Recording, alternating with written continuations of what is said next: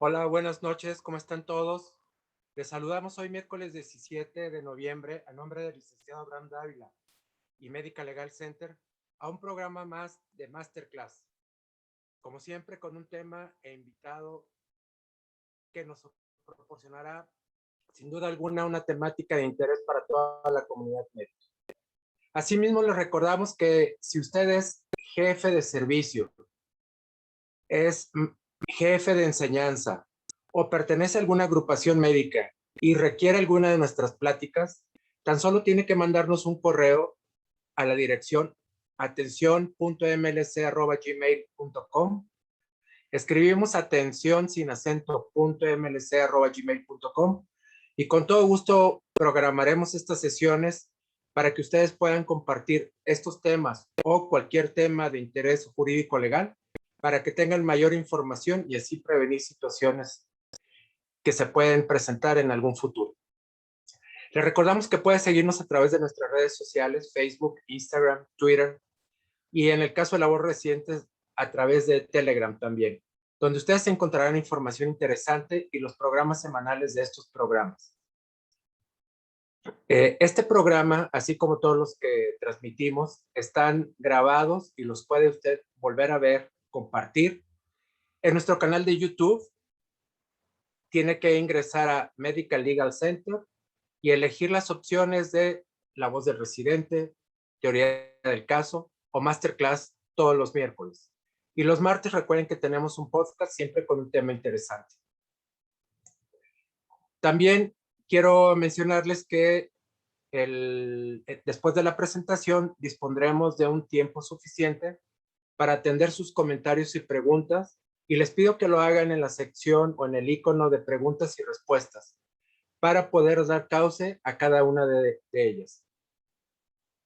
También, por favor, no se olviden de, a través del chat, mencionarnos desde qué lugar de la República Mexicana nos visitan o si tienen algún tema o algún ponente que quieran sugerirnos para poder estar también en comunicación y en contacto con todas las temáticas que a ustedes les interesen. Como lo hemos venido mencionando en programas anteriores, Medical Legal Center tiene un compromiso con toda la comunidad médica ante hechos de injusticia que vayan en contra de los intereses de todos los profesionales de la salud. Y en este caso, pues estaremos recordando hasta que no haya una justicia por los asesinatos de 3 médicos acaecidos en meses anteriores. Recordamos al doctor Luis Fernando, médico egresado de la Universidad Autónoma de Guadalajara, que fue acribillado en Zacatecas, al doctor Iván en Tapachula y el último caso registrado del doctor Javier Curi en Acapulco. Entonces, es nuestro compromiso prevalecer en este recordatorio, sobre todo haciendo un clamor a las autoridades para que puedan ejercer la justicia necesaria y encontrar a los responsables para poder dar solución a estos atroces asesinatos. Pues bien, para continuar ya con nuestra temática, quiero presentar a nuestro invitado del día de hoy.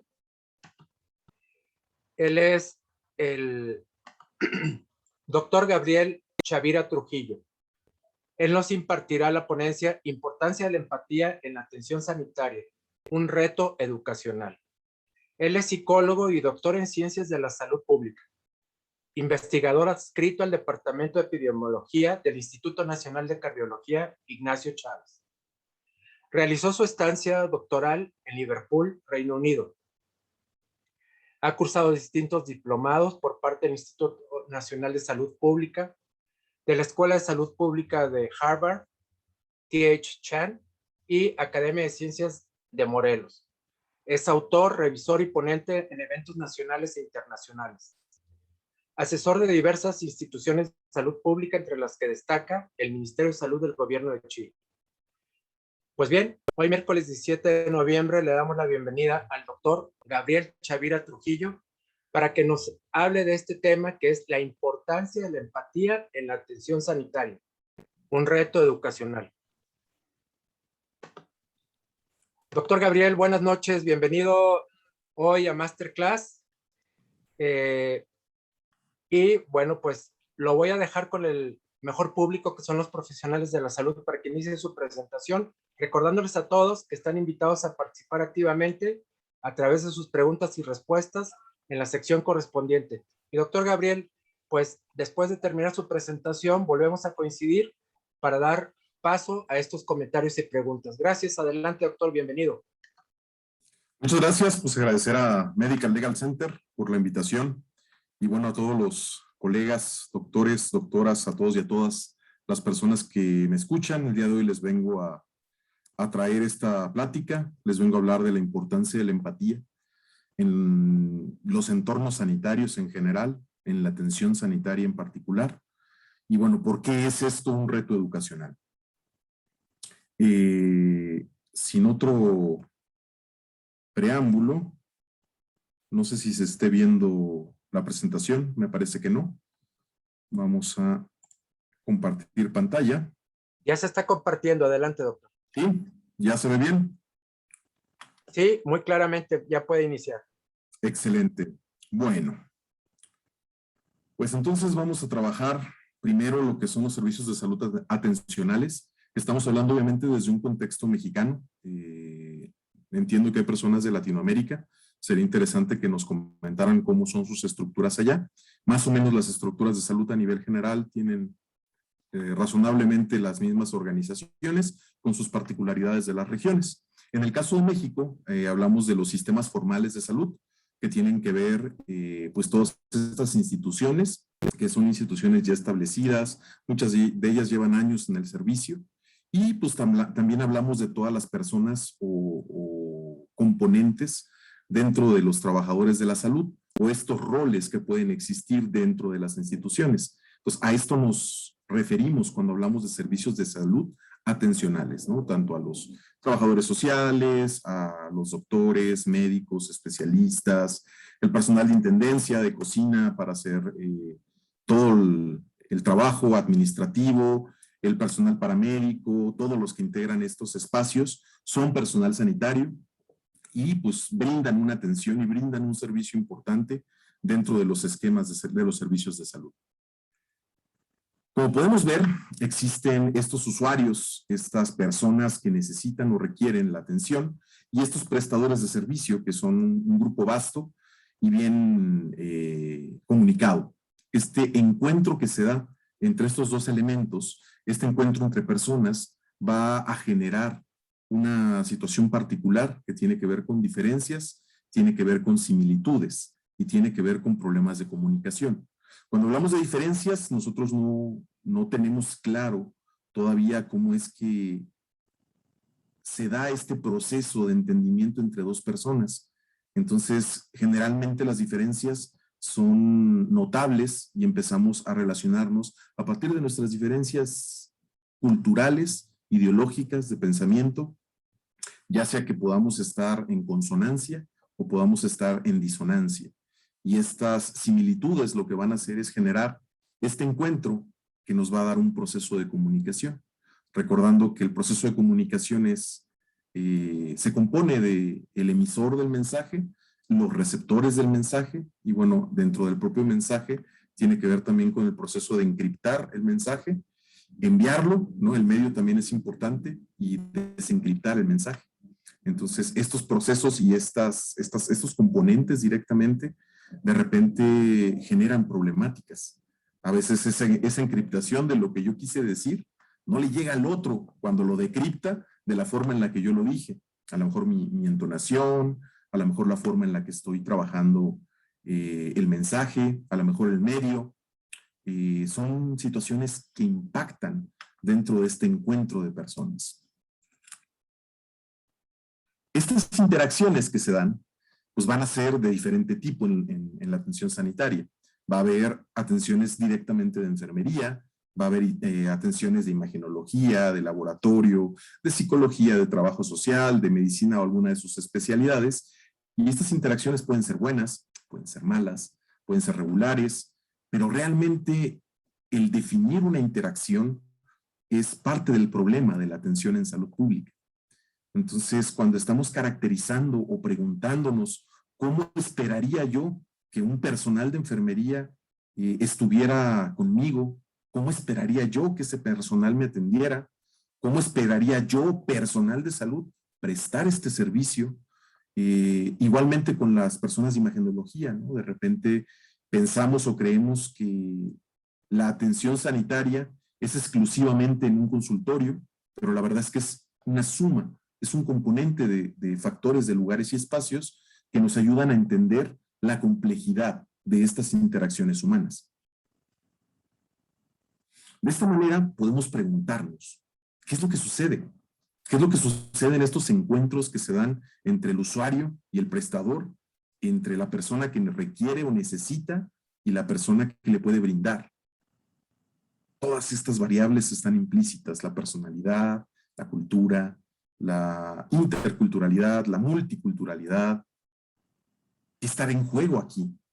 Habrá decisiones, habrá egos, habrá pensamientos, habrá emociones, habrá ideas que están en juego en estos encuentros, en estas interacciones, y que nos van a llevar directamente a un proceso de relacionarse.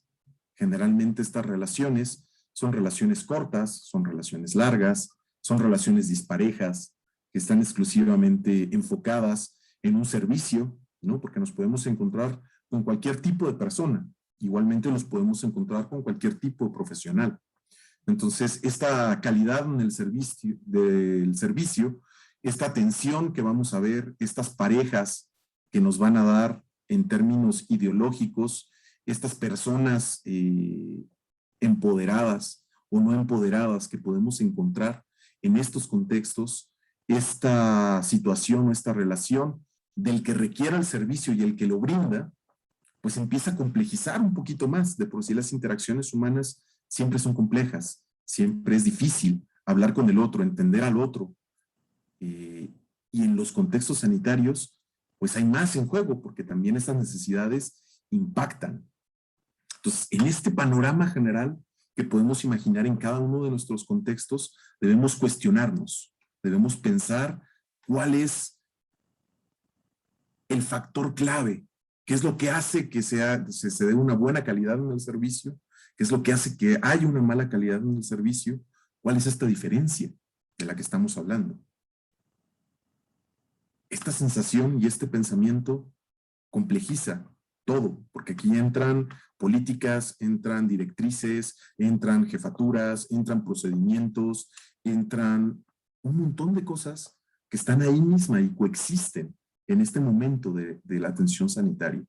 O sea, con este contexto y con estas variables en juego que podemos establecer, vamos a entrar propiamente al constructo de empatía. Entonces, en medio de todo esto, ¿qué es la empatía? Generalmente se conoce como ponerse en los zapatos del otro. Y entonces yo me puedo imaginar de repente una persona con muchos zapatos, de todas las veces que se ha puesto en el lugar del otro. ¿Será eso una persona empática que tiene muchos recursos, que ha platicado con muchas personas, que ha tenido diferentes espacios, diferentes contextos y que tiene esos recursos disponibles para usar? Generalmente, popularmente, es una de las definiciones más populares. Pensemos para nosotros qué es la empatía. ¿Siquiera nos habíamos pensado a dedicarle un tiempo a empatía? ¿Será simplemente esta forma en la que yo calzo? ¿Esta delimitación de quién soy? ¿Será poderme cambiar a lo mejor de un calzado masculino a uno femenino? ¿Podré yo ponerme en ese espacio, en ese lugar? Me imagino que me detendrá mi cultura, mis espacios, mis contextos, mi rol como trabajador de la salud. Esta complejidad nos lleva a cuestionarnos un poco, a profundizar sobre qué es la empatía. Existen diferentes enfoques, diferentes definiciones, creo que como en todo, a partir de dónde, pero de manera general, como una idea importante que debemos de tener en mente cuando escuchemos o pensemos en empatía, debemos ver que es un fenómeno. directamente un fenómeno en el cual va a estarse percibiendo al otro, en el cual se van a experimentar cambios en tu pensamiento y en tu sentimiento. De manera general, lo podemos observar como ese fenómeno. El estudio de la empatía ha trazado una línea de crecimiento a lo largo del tiempo.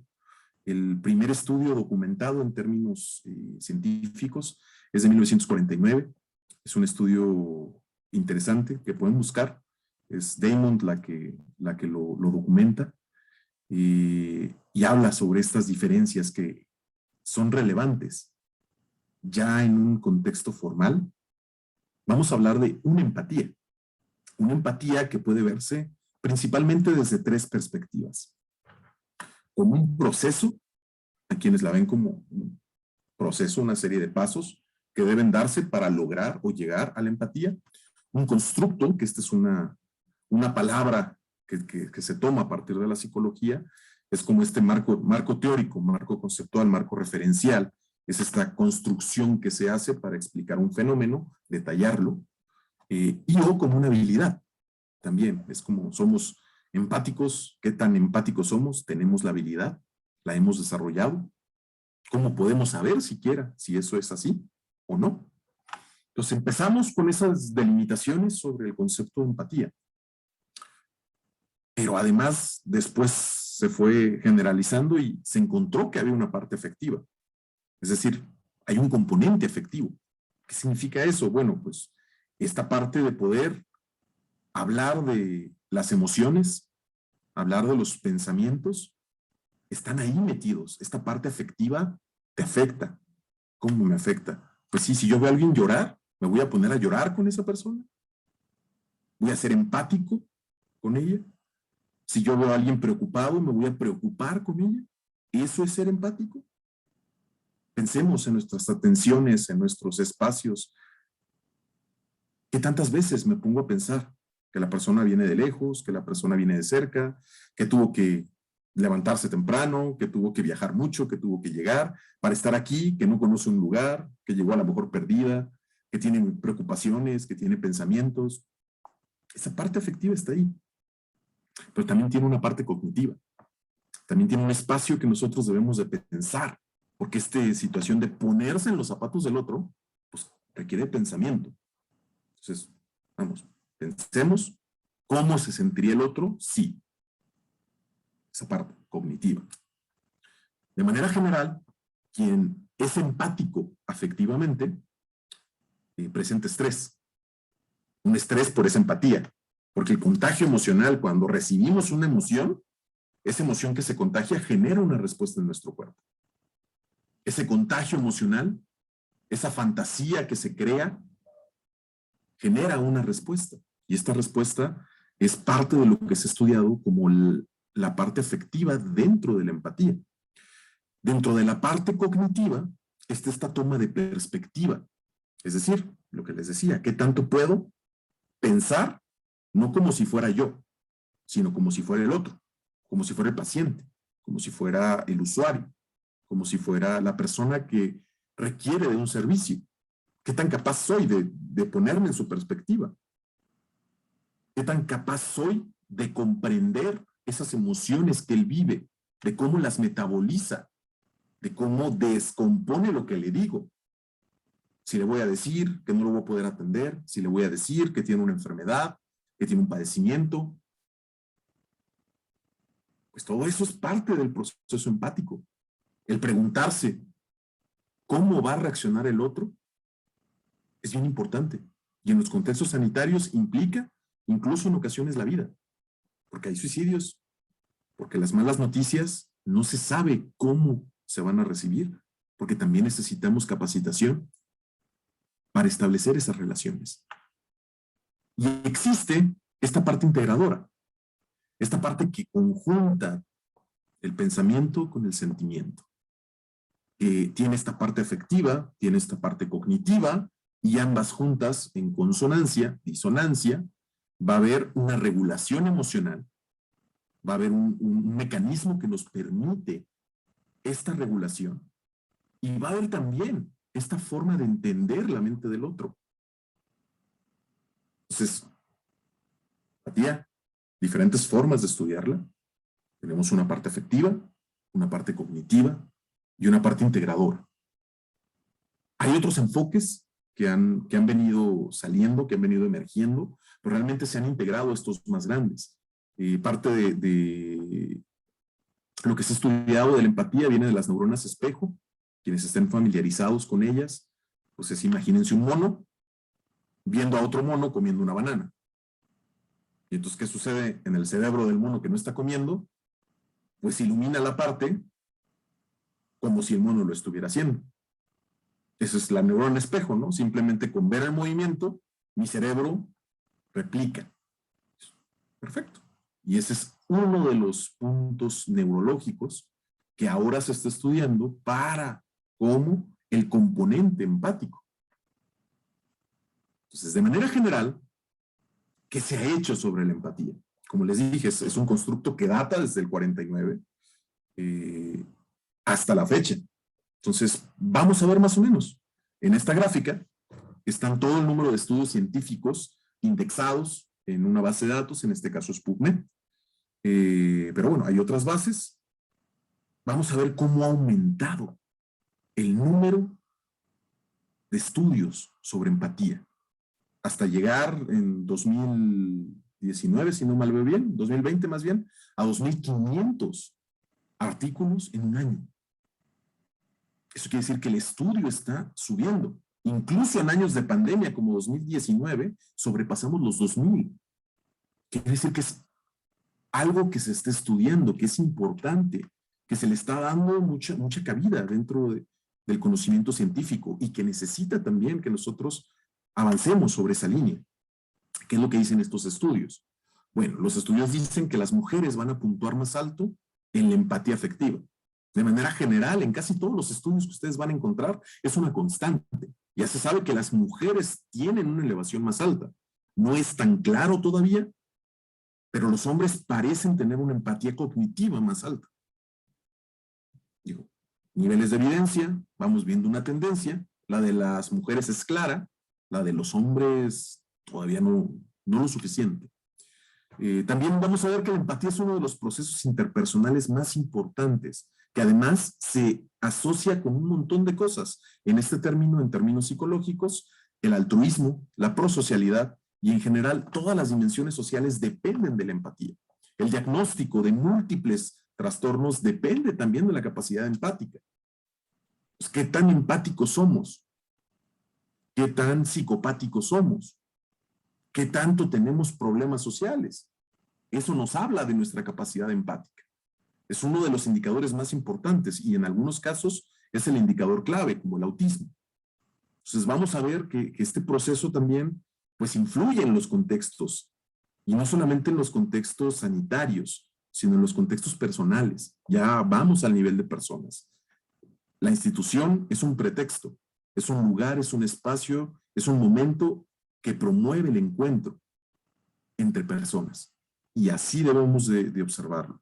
Hay roles que jugamos, esos roles son temporales, esos roles están enmarcados por una legislación, por un esquema, por un contexto socioespacial, sociodemográfico en ocasiones.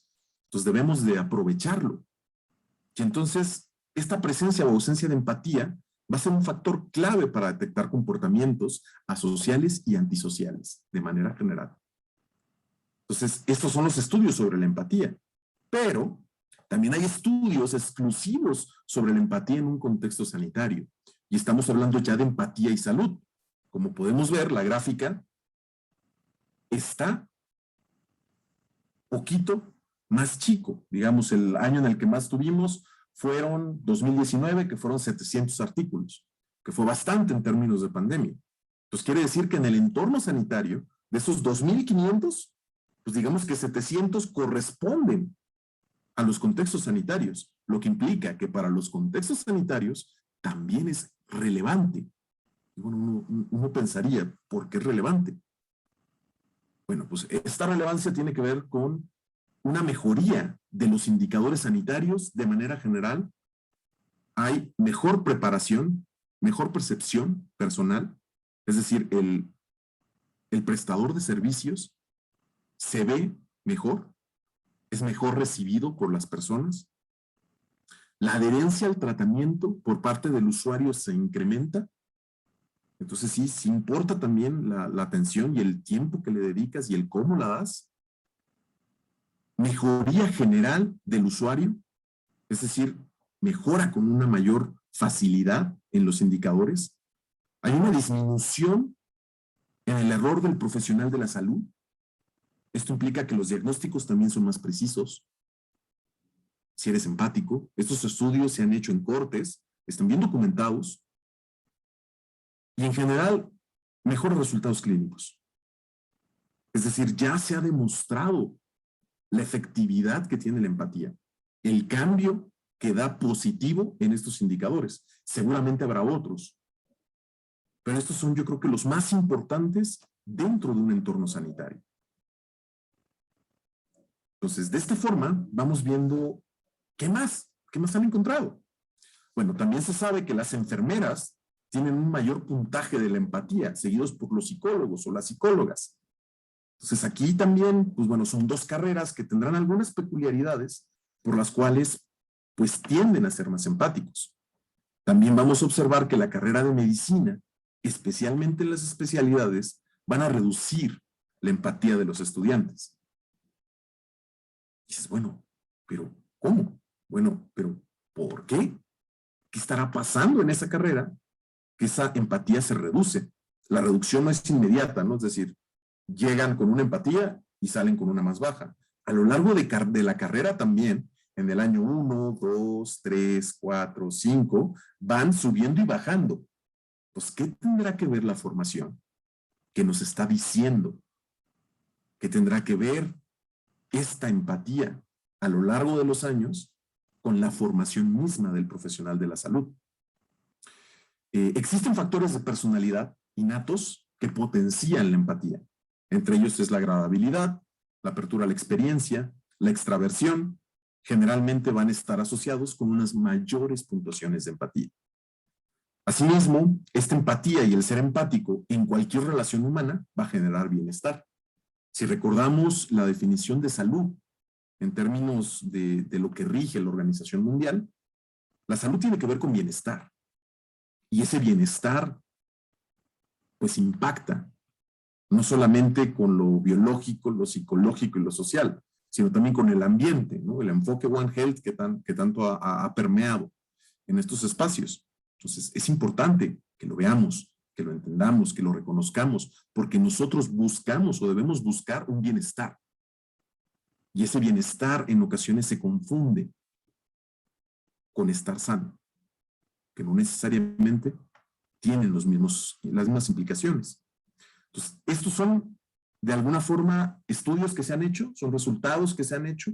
Cada uno de estos implica un proceso de investigación, un proceso de intervención, pero, digamos, hay niveles de evidencia. Entonces, bueno, un estudio está bien. Vamos a niveles de evidencia un poquito más altos, las revisiones sistemáticas. En términos de intervención, es decir, bueno, ¿funciona o no funciona? Lo que reporta la literatura es que el 75% de los estudios demuestran que las intervenciones sobre empatía incrementan por lo menos uno de sus indicadores. Es decir, bueno, o sea, las intervenciones de empatía tienen un efecto.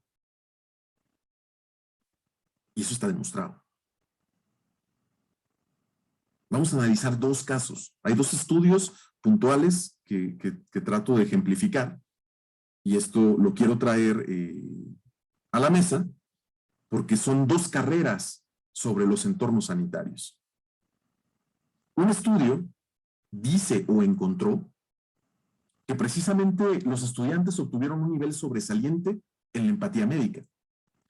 El nivel menor se obtuvo en los de mayor grado de escolaridad y de edad. Eso quiere decir que entre más estudio, menos empático me vuelvo. Interesante. Las mujeres son más empáticas que los hombres. Bueno, esto ya estaba demostrado, pero bueno, es un resultado que tuvieron y hay que informarlo directo. A mayor grado escolar, menor habilidad para la toma de perspectiva Porque ya vimos un componente de la empatía cognitiva, la atención compasiva, ¿no? Que es esta parte de compasión, que es una parte afectiva, ¿no? Que de repente tiene algunos tintes cognitivos, y situarse en el lugar del otro, ¿no? En esta parte de teoría de la mente, ¿no? De qué tanto podemos pensar, sentir, creer como el otro. Entonces, de nuevo, entre más pasa el tiempo, entre más preparado estoy, menos empático me vuelvo. A mayor edad, menor habilidad para situarse en el lugar del otro. Entonces, pues van repitiendo los hallazgos. Por último, las mujeres presentaron mayor habilidad para la toma de perspectiva y la atención compasiva. Entonces, de nuevo, ¿qué estará pasando con las mujeres? ¿Por qué tendrán esta ventaja? ¿Qué explicaciones podemos dar? Eso es interesante. De manera general, el otro estudio reporta hallazgos interesantes. Las puntuaciones de empatía de los estudiantes en los años preclínicos fueron más altas que en los años clínicos. Aquí nos da un poquito sobre qué población se hizo el estudio. Por el otro lado, se necesitan esfuerzos para determinar si las diferencias en las puntuaciones de empatía entre las clases son efectos de la corte, es decir, inherentes a el estudio que hicieron, con las características que hicieron, o el contexto donde lo hicieron, o representan cambios que ocurren en el curso de la educación médica. Pues tampoco queda claro. Bueno, sí. Entonces, ¿la carrera o no? ¿Es la carrera? ¿Es el estudio? Todavía no queda claro, hace falta evidencia, hacen falta estudios, hace falta a lo mejor las contribuciones de muchos de ustedes. Se necesitan investigaciones futuras para confirmar si la formación clínica tiene un impacto negativo en la empatía, es decir, todavía no está demostrado. Hay evidencia que se reduce, pero bueno, se puede reducir por muchas cosas, no necesariamente implica la formación educativa, eso debemos de tenerlo claro también. Y de ser así, sí pueden diseñar intervenciones para mitigar este impacto. Ya vimos que hay estudios que sí lo dicen. Ya vimos que no solo hay estudios, hay revisiones sistemáticas que lo afirman. Hay estudios, pues, digamos, de cortes que también ya han reportado estas situaciones. Y bueno, ¿cuál será la diferencia? El primer estudio se hizo en una población médica mexicana. El segundo estudio se hizo en una población médica de Estados Unidos. ¿Qué pasaría? ¿Qué característica tendrá la población mexicana que no tiene la población de Estados Unidos? Individualismo, colectivismo. Cuando hablamos de estas diferencias culturales, digamos que en México somos más colectivistas, realmente en toda Latinoamérica. Somos mucho del colectivo social. En los países primermundistas tienden a ser más individualistas, tienden a alejarse de la colectividad. Curiosamente, también tiene que ver con más estudio. Sus ideas están ahí. ¿Cómo las aterrizamos? Porque es un reto educacional. ¿De qué estamos hablando cuando nos referimos a un reto educacional? Este es un programa de una de las instituciones de salud más importantes de México, educativas de México. Es el programa de una de las carreras. Pueden ir viendo cada una de las materias que lleva. Por la carga temática podemos ver que es una carrera de medicina. Más o menos observan las materias que llevan a lo largo de su desarrollo y bueno, este servicio que se tiene ya casi para llegar a la titulación. Por el otro lado, observamos abajo otra carrera, igual de México, de una de las instituciones más representativas de México, y vemos la carga académica que llevan, ¿no? Entonces, tenemos ahí pues algunas diferencias, algunas similitudes. Vemos de repente que hay más materias, menos materias, a lo mejor son más materias teóricas, más materias prácticas, pero ¿qué da como resultado esto? En la parte de arriba tenemos la carrera de medicina, en la parte de abajo tenemos la carrera de enfermería. ¿Se acordaron la diferencia? Medicina viene para abajo, la empatía al final, enfermería viene para arriba. La empatía son las profesiones más empáticas. ¿A qué se deberá? Podemos observar en estas cargas académicas de manera directa, pues determinadas cosas. determinados factores, los nombres de las clases, ecología y salud. Bueno, ¿qué pasa con este ambiente? ¿Qué pasa con mi relación con el entorno? Porque es importante. Ya nos está hablando ahí de un ejercicio que por sí mismo nos da un impacto importante para el desarrollo de la empatía. Estado, sociedad y salud, ¿no? Hablamos de las relaciones sociales y de las implicaciones de estos problemas que existen propiamente. Lo ven primer semestre. Desarrollo humano, ¿no? O sea, vemos esta parte del cambio en la persona. Vemos esta parte de los factores personales y cómo invaden o impactan. Vemos también que está la psicología del cuidado. Pues también implica cómo cuido del otro.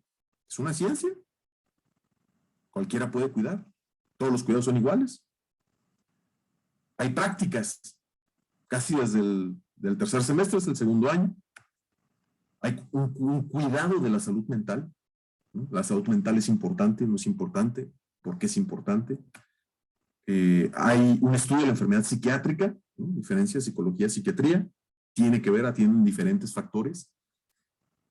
Hay materias optativas que pueden enriquecer la formación de la persona con base en sus intereses. Existen más prácticas, existen bioética, existe otra práctica, existe cuidado de la salud comunitaria, existen talleres de apreciación artística que son optativas al final, pero bueno, pues lo puedes elegir, está ahí. En cambio, en medicina observamos salud pública, consideremos que es como esta parte de los entornos sanitarios y cómo impactan y que de cierta forma te permite desarrollar cuestiones empáticas. Vamos a ver 2 clases de salud pública, 3 clases de salud pública, vamos a ver la psicología médica, ¿no? Qué es lo que impacta, cómo se trabaja, otra clase más de salud pública, y bueno, el servicio, ¿no? Que es de esta manera como la práctica que tienen ellos directamente. Pues de manera general, ¿por qué es un reto educacional? Bueno, pues también la formación educativa nos está dando una pista del por qué una persona puede tender a ser más empática que otra. También tiene que ver con las experiencias y cómo nos enriquecemos de estas experiencias. Entonces, ¿qué hacemos? ¿Qué nos queda hacer? Es decir, bueno, pues ya ponemos a los enfermeros en todos los espacios de salud. No, hay otros caminos. Las intervenciones no son complejas. Los principios básicos de la empatía no son complejos. Lo complejo es llevarlos a cabo, porque requieren un trabajo interno que te ayude a lidiar con ello. Sentarse durante la recolección de datos de la historia clínica, básico, a lo mejor pues yo estoy en la entrevista y por comodidad, ¿no? La persona está sentada, yo no tengo dónde sentarme y lo recabo parado. Bueno, pues está demostrado que el hecho de sentarse simplemente incrementa la empatía percibida por parte de los usuarios. Entonces, aquí es para todo trabajador sanitario, ¿no? Y aquí, de nuevo, o sea, les recuerdo que hay trabajadores sociales, hay administrativos, hay secretarias, hay personal técnico, que también son trabajadores de la salud y que también recaban historial importante y también deben de trabajar. A veces nuestros entornos sanitarios no nos permiten, pero bueno, ahí es parte de nuestra inventiva que tenemos que tener.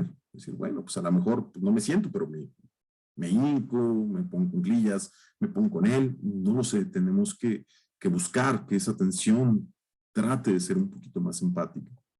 Entrenamiento sobre la lectura del lenguaje no verbal también es básico, es necesario saber cuándo una persona se siente agredida, se siente cómoda, se siente a gusto, se siente emocionada. Reconocer eso, dice, no, pues eso cualquiera, ¿no? Sí, bueno, no cualquiera.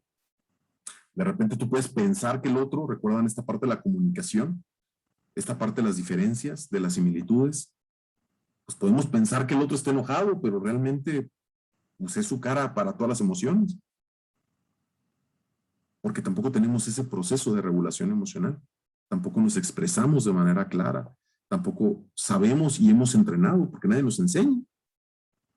Entonces, por ahí también tenemos que aprender a reconocerlo. A veces ponemos en el otro cosas que no son del otro. Y que es nuestro contexto y nuestra cultura, y ya nos peleamos con él porque creímos hasta que nos dijo esto, que nos dijo lo otro, cuando en su cultura puede significar otra cosa en su contexto. El estrés, el burnout, el cansancio, pues también impacta. Entonces es importante que entrenemos este reconocimiento, que lo vivamos, que lo incorporemos dentro de los contextos académicos, formativos. Hay que aprender a reconocer y responder a las oportunidades para ser compasivo. De repente, el cómo y cuándo tienen un punto importante que debemos de trabajar. Eso es reconocer esas oportunidades. Creo que es una de las labores más complicadas y que sí te lo da la práctica, porque también entre más vas practicando, más sabes, más tablas tienes. Es una discusión que también está en la literatura. Es decir, bueno, entonces lo único que necesito es comprenderlo. Yo no necesito contagiarme. Yo no quiero contagiarme sus emociones, no me interesan sus emociones. Simplemente con que yo lo comprenda es suficiente. No lo es así. Ya está demostrado que la parte afectiva, especialmente la regulación emocional, es uno de los componentes básicos para incluso acceder a la parte cognitiva.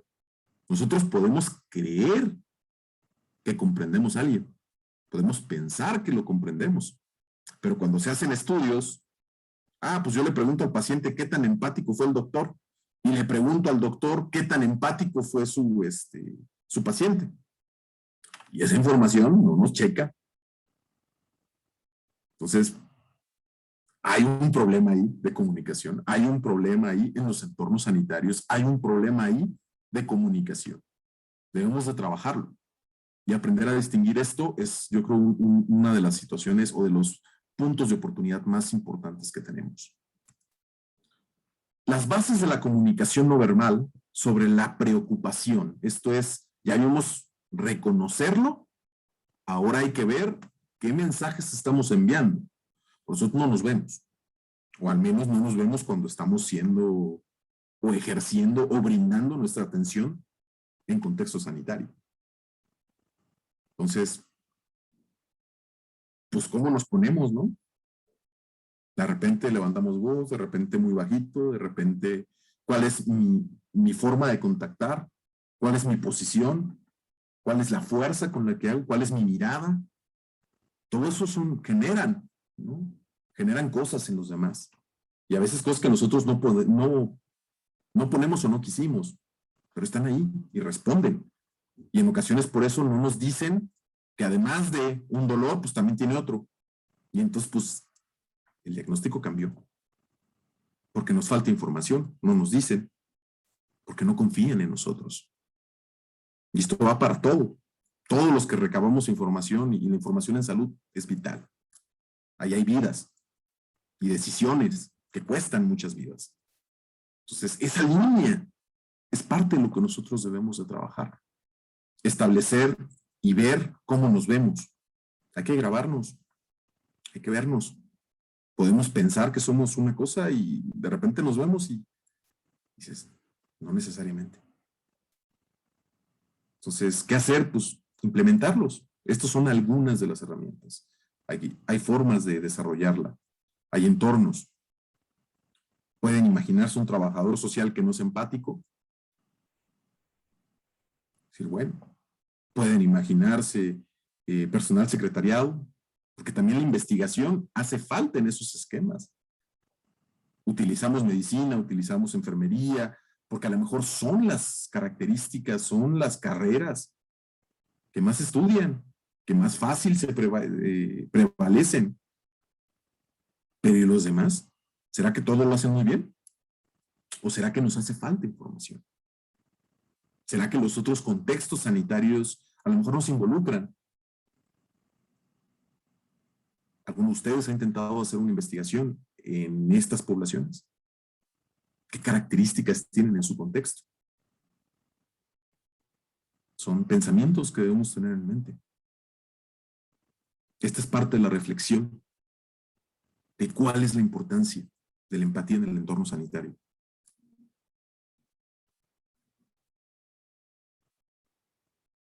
Por último, hay que buscar desarrollar el vocabulario para validar y dar soporte a una persona. Nosotros partimos de nuestra cultura, cualquiera que ésta sea.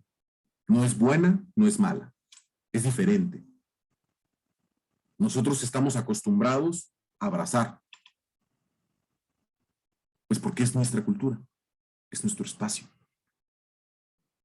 Pero a lo mejor para otra persona el contacto pues no es su cultura, es agresivo. Entonces hay que aprender, hay que desarrollar esas habilidades. Y desgraciadamente en los entornos sanitarios, la principal responsabilidad, y ojo, principal, no única, es del personal que brinda la atención. Estamos acostumbrados en esta cultura del derecho a no visibilizar que el derecho exige responsabilidad y exige también una coparticipación. Entonces, no son nuestros jefes, no somos los que lo sabemos todo, debemos encontrar un punto intermedio. Creo que la empatía es un camino para ello. No me queda más que desearles, recordarles, pedirles que seamos empáticos. Por mi parte sería todo. Les agradezco. Ahí tienen mis datos de contacto. Y pues pasamos a la ronda de preguntas. No sé si vayan a moderar o arrancamos directamente. Doctor, sí, gracias, buenas noches. Y nuevamente, pues muchas gracias por compartirnos este tema. Entonces, doctor Gabriel, si pudiera dejar un momento de compartir pantalla para vernos más amplios y dar cauce a los comentarios y preguntas, se lo voy a agradecer. Perfecto. Ok, déjenme ir viendo. Pues por supuesto que tiene muchas felicitaciones. Mencionan que es un tema importante, que tiene mucha sensibilidad.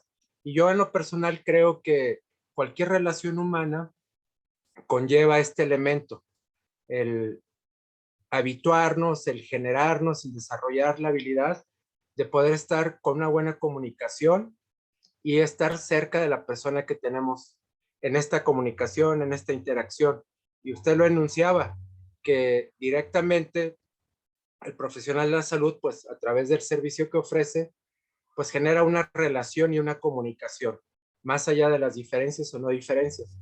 Entonces, por tanto, pues sí, es un tema atractivo, interesante y que para muchos de nosotros no solamente nuestro quehacer profesional, sino nuestro quehacer humano, en el quehacer personal, pues sin duda alguna nos dará pie a buscar alternativas para ser más empático en todas nuestras relaciones. Y ahora demos paso a los comentarios. El doctor Carlos Kim nos dice, ¿cómo generar empatía en el desempeño del acto médico? Muy específicamente en la consulta, cuando tenemos factores restrictivos en el sector público o existen barreras como el nivel educativo, la barrera del lenguaje y el tiempo que se dedica a un paciente en una institución gubernamental.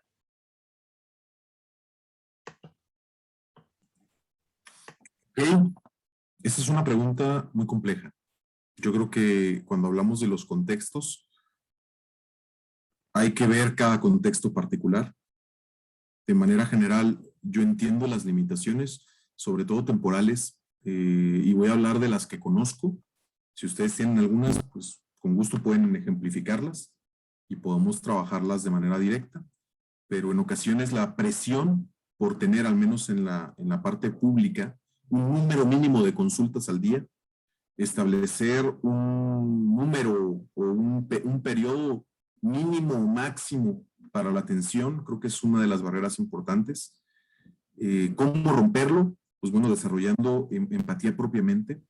Ya les di algunos de los puntos que son básicos, que es en lo que debemos de trabajar. Si esto no nos funciona, pues habrá que ver el contexto directo, porque recordemos que entre propios contextos varían. Entonces, herramientas básicas, ver a la persona. Si vemos que nuestra mirada genera una incomodidad en la persona, pues buscarla, dialogarlo. Si no se tiene, pues bueno, tratar de preguntar un poquito de su contexto. En ocasiones creo que la principal limitante en términos de consulta de atención médica es el tiempo en términos públicos, pero en términos privados no necesariamente, ¿no? Hay quien sí le da ese periodo o puede tenerlo.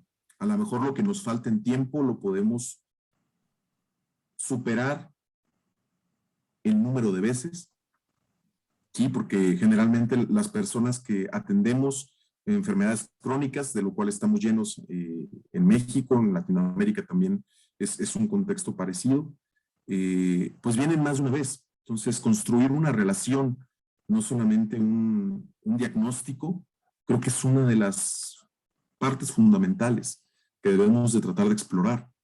Principalmente, pues vernos a nosotros mismos sería una situación importante. Es algo que les aconsejo. Puede parecer simple, pero de repente es complejo. Escuchar a nuestros amigos, cómo nos vemos con ellos, y escuchar a los que no son tan amigos y cómo lo vemos también. Creo que hay que rescatar ambas perspectivas, porque nos hablan también de cosas que a lo mejor no vemos. Entonces son como las herramientas primarias. Ya de lo demás tendría que ser un ejemplo muy específico, muy en concreto, para hablar ya de herramientas que se pueden aplicar. El contexto socioeconómico no debe ser un impedimento. Si nosotros somos abiertos, creo que la humildad y creo que la asertividad que puedes tener con alguien, pues no hay problema, incluso de manera verbal. Creo que las personas que incluso no hablan, se pueden establecer puentes de otro tipo, escritos, dibujados, pues es cultivar esta relación. La empatía tiene que ver con eso, con la relación humana y con las capacidades que tenemos, ¿no? Estas partes que veíamos de zapatos, son eso, son herramientas que tenemos. A lo mejor si me cuesta en términos socioeconómicos, decir, bueno, ¿cómo interactúo yo si no tengo nada en común con él? Es decir, bueno, pues entendiéndolo, creo que es una de las cosas primarias que debemos de trabajar. ¿Cómo lo entiendo? Pues lo escucho. Es decir, bueno, pues cuénteme, ¿no? ¿Cómo le fue en su día? Ah, pues no tengo tiempo. Ah, pues miren lo que vamos, yo le voy preguntando y usted me va contando. Son cosas que debemos de ir trabajando. Ahora también debemos de enfocarnos en generar políticas públicas que permitan, que hagan y faciliten el ser empático y el brindar una atención empática. Creo que esos son como las principales aristas, para no extenderme mucho. De acuerdo, pues lo saludan y lo felicitan desde Puebla. El doctor Javier Heredia nos dice felicidades por tocar este tema bastante sensible. Saludos desde Puebla. Le saludan también desde Campeche y agradecen la participación con esta temática. También desde Chilpancingo les saludan y los felicitan. Y nos dice el doctor Eduardo, buenas noches y excelente plática. ¿Qué consejo daría a los profesores de posgrado en donde los alumnos ya han madurado su pensamiento y emociones, y en ocasiones ya tienen malos hábitos en relación al empezar con los pacientes? ¿Con quién apoyarnos o cómo desarrollar este hábito? Punto escabroso. De verdad, las preguntas hablan de que la audiencia está al pie del cañón, porque son cosas que te suceden día a día. En términos generales, los alumnos de posgrado son difíciles primero porque se piensa que el posgrado te da un grado por encima de alguien más, pero debemos de retornar al principio de la plática cuando hablábamos de que es un encuentro entre personas. Entonces el grado no te da nada, al contrario, creo que te obliga más, porque tú entiendes más cosas, tú desarrollas más cosas, tú tienes más herramientas para lidiar con las cosas. Entonces, pues te exige un poquito más. ¿Cómo trabajarlo? A través de lo emocional. Creo que la regulación emocional, la empatía, se desarrolla a partir de lo emotivo. Hablar de casos, por ejemplo, es una herramienta importante, de casos sensibles, de casos reales que un profesional vive en su vida. Tú has visto injusticias, has visto justicias, has visto milagros, has visto problemas. Esas cosas humanas son las que hacen falta incluir, son las que hacen falta revisar, porque no solamente es el contenido académico, también ese bienestar, esa salud implica contenido social, implica contenido psicológico, implica nuestro día a día. Nosotros podemos ver que las personas que se han formado en comunidades, en aspectos donde la distancia es menor, pues tienden a compenetrarse. Cómo reciben a un profesional de la salud en una comunidad puede ser muy diferente. Primero, si viene bien presentado, ¿no? Porque también te reciben a veces con resistencia, y es como que me viene a enseñar, por qué viene a romper las culturas, por qué viene a hacer, ¿no? Y también, quien ya ha trabajado, quien ya ha picado piedra en esos contextos, creo que pues te acogen, ¿no? Como un miembro importante, porque además tienes un rango, un estatus dentro de la comunidad. Entonces, en ocasiones, ese contacto es lo que hace falta. ¿Qué hacer con los estudiantes de posgrado? Pues bueno, si no pueden ir, porque también los estudiantes de posgrado hacen trabajo de campo, también es importante que se vinculen, es importante que entren. Las malas prácticas están, y es importante que se detecten. Por eso la formación debe de incluir siempre una parte práctica, debe de incluir siempre un programa de tutorías, que no sean virtuales, que no sea de, sí, ya tengo mi tutor tal y tal y tal, no, sino que estén con ellos. O sea, lo que implica acompañarse. Pues yo creo que de manera general son cómo podemos desarrollar este hábito de empatizar en estudiantes de posgrado, serían las herramientas que se pueden aplicar. Un curso, una plática, como este tipo de pláticas, como otros tipos de pláticas, un curso de arte, un curso de expresar tu emotividad, creo que eso te puede dar pie a darte cuenta cómo andamos, qué herramientas tengo. Un ejemplo. De acuerdo, doctor. Vamos a tratar de ser más breves para poder dar causa a todos los comentarios. Claudia Ávila nos pregunta cuál es su opinión entre empatía y la relación que existe con el síndrome de burnout en el personal de la salud. Ya está hablado, es parte de lo que comentaba, especialmente la parte afectiva. Tiene ahí un problema, el contagio emocional y el estrés que carga, ¿no? Hay personas que no pueden, lo he visto mucho en personas en pediatría. Estar viendo a los niños graves, si tú tienes un contexto específico, no desarrollas habilidades, genera una carga. El ser empático con ellos, vivir esa experiencia no es productivo. También tiene sus efectos negativos el ser sobreempático. Entonces hay que tratar de buscar un punto intermedio. Principalmente incrementa la sensación de burnout, aunque la relación directa con la parte social pues también baja el estrés y baja la carga. Hay de los dos factores que influyen de manera directa. De acuerdo. Antonio Luna, felicitaciones por su charla. El personal de salud puede ser empático, sin importar la edad, pero esa empatía se pierde cuando al personal de salud le falta la humildad, saber escuchar al paciente, el respeto y sobre todo cuando pierde la constancia de la puntualidad, situaciones que a nivel institucional muchos especialistas pierden y lo transmiten a sus residentes e internos, ya que en su consulta particular retoman todo lo antes señalado y se transforman. ¿Usted qué opina? Bueno, en términos generales de opinión, la empatía no puede deberse a una cultura, pues es como un proceso interno. Entonces no tiene que ver con un rasgo cultural o si haces esto eres empático, si no haces esto no lo eres. Hay diferentes combinaciones. Básicamente tenemos que buscar ese ritmo que es el nuestro y que nos ayuda a conectar con el otro. De manera general, esa humanización que le llamamos debe de ir permeada por nuestra humanidad. Digamos que humildad todos tenemos, pero a algunos nos hace falta. El ego no te permite ver cuando te equivocas, no te permite tener un contacto con la realidad. Entonces, si no hay esa resonancia entre tu realidad y tu vida, pues habrá que irnos preguntando, ¿no? De nuevo, ego, grados, especialidades, funciones, es simplemente un trabajo más. Debemos empezar a trabajar eso, valorar un poquito esa diferencia. De acuerdo. Clemente Barrera Chávez, una adecuada empatía podría evitar muchas demandas médicas. Otro comentario de Susana, pregunta de Susana Novelo. ¿Cómo se pudiera desde las autoridades educativas reforzar este tema que en el caso de la doctora Novelo se estudió en el primer semestre de la carrera y nunca más se volvió a tocar?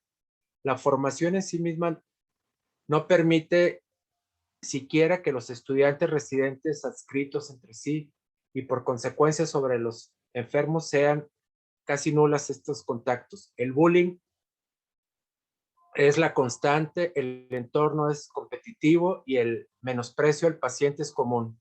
¿Qué se puede hacer? Nos pregunta. Bueno, esa pregunta es como muy amplia, voy a tratar de ser lo más concreto posible. Sí. En términos generales, cualquier aprendizaje es una coparticipación. Yo no puedo decir que mi profesor no es bueno, independiente que lo sea o no lo sea. Yo debo de participar en ese espacio para modificar ese entorno. Esa coparticipación, creo que a veces esa responsabilidad interna también habla de empatía. Dejamos toda la carga sobre el profesor. Es una coparticipación. El aprendizaje también es mi responsabilidad. Si lo vi en primer semestre de la carrera y no lo volví a ver, pues también implica un problema mío. O sea, yo no estoy formándome a la par de mi contenido académico. Entonces, igual, términos de residencia es un tema. Creo que este tema es para analizarse profundamente sobre cómo se trabaja el ritmo en cualquier institución de salud. Si los ritmos promueven o no promueven, ¿no?, el desarrollo o la humanización. Creo que ese en general es una pregunta importante que se tiene que hacer. Ya va a depender de cada tema y de manera general yo creo que hasta ahí le dejo. De acuerdo. Marta Aces, a quien saludamos y ha sido ponente también de este programa, le dice: gracias, Gabriel, por seguir brindando visiones y experiencias dentro de la empatía para las personas que trabajan dentro de las áreas de salud. Crear equipo desde las variadas profesiones. Entonces, le agradece Marta Aces. Clemente Barrera Orozco dice: echarle la culpa y el exceso de consulta en las instituciones es el pretexto para muchos médicos para no empatizar con el paciente, es decir, no dar una adecuada consulta. ¿Algún comentario, Gabriel? Sí, bueno, en ese tenor, como les digo, se los mencioné en la plática, se los vuelvo a repetir, es una coparticipación. No podemos decir que el personal sanitario es responsable de que yo no me cuide, de que yo no tenga un hábito de vida saludable. No podemos, tampoco podemos esperar milagros del personal sanitario, pero igualmente tampoco nosotros vamos a generar un cambio en el usuario si no nos conectamos con él. Entonces creo que esa es una coparticipación, creo que implica, los resultados son claros y las investigaciones son claras, mejores procedimientos de diagnóstico, más adherencia al tratamiento, entre más empático sea. Entonces, ¿es un pretexto? Sí, es un pretexto. Siempre podemos poner pretexto de todo. Lo importante es dar soluciones, brindar soluciones. Creo que eso es algo que pocas personas hacen y es algo que también tenemos que formarnos directamente nosotros. De acuerdo. María Elia del Rocío Pacheco dice: ¿cómo cultivar la empatía? Muchas gracias y felicidades. Bueno, de manera general es comentario de lo que ya vimos, ¿no? ¿Cómo cultivarla? Pues ejercitando nuestras emociones. Piense, ¿cuántas emociones puedo nombrar? Ahí tiene su burbuja. ¿Cuántas de esas emociones puedo reconocer en mí? Ahí tiene su burbuja. ¿Cuántas emociones existen? Haga la diferencia y trabaje sobre las demás. Punto rápido. Ok. El último comentario de Clemente Barrera nuevamente dice: una cosa conlleva a otra. El alumno se ha materializado mucho. Por lo tanto, no le interesa empatizar. Y lo que es peor, se ha ido perdiendo la buena clínica que caracterizaba a los médicos mexicanos.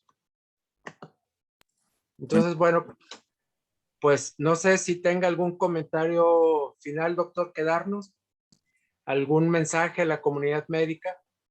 Sí, en ese sentido, del último comentario, hace falta la exploración física. Está súper padre la tecnología. Es muy buena, pero la exploración física hace falta y debemos de saberla, hacerla, y creo que ese proceso también nos enseña parte sobre empatía. Muchas gracias a todos, especialmente Medical Center, y pues cualquier cosa, aquí tienen mis datos y estamos a sus órdenes. Ok, pues les recordamos a todos que todas las personas que nos hacen favor de exponer una temática como el doctor Gabriel Chavira, a quien nuevamente agradecemos su valiosa participación, lo hacen de manera altruista, dedicándonos su conocimiento y su tiempo. Por lo cual, pues nuevamente, doctor, lo felicitamos, una gran ponencia y muy agradecidos por su compartir. Asimismo, también hacerles mención, y a usted también, doctor, que si quiere ver nuevamente la plática que nos acaba de dictar, y a todas las personas que quieran compartirla, sobre todo ahorita estábamos hablando de que esto es un proceso educativo. Y si usted ahorita ya nos expuso algunas de las variantes, pues los que sean médicos adscritos, jefes de enseñanza y tengan residentes a su cargo, pues pueden entrar a nuestro canal de YouTube, teclear Medical Legal Center y buscar la plática que en un par de horas más estará disponible de forma on demand para que cualquiera pueda visualizarla en cualquier momento del día. Creo que este es un primer paso formativo que, como usted decía, muchas veces tenemos toda la responsabilidad de crear espacios que generen conocimiento, pero también desarrollo de habilidades. Y creo que en esta temática requerimos de ambas variables. Y sobre todo, como decía Marta Aces, pues es un trabajo de equipo, de acompañamiento, de comunidad, más allá de cualquier otra circunstancia. Entonces, muy agradecidos nuevamente, doctor Gabriel Chavira. Y para todos, pues les deseamos buena noche. Muchas gracias por participar. Los esperamos el próximo lunes en un programa más de Teoría del Caso. Muchas gracias. Buenas noches a todos. Saludos.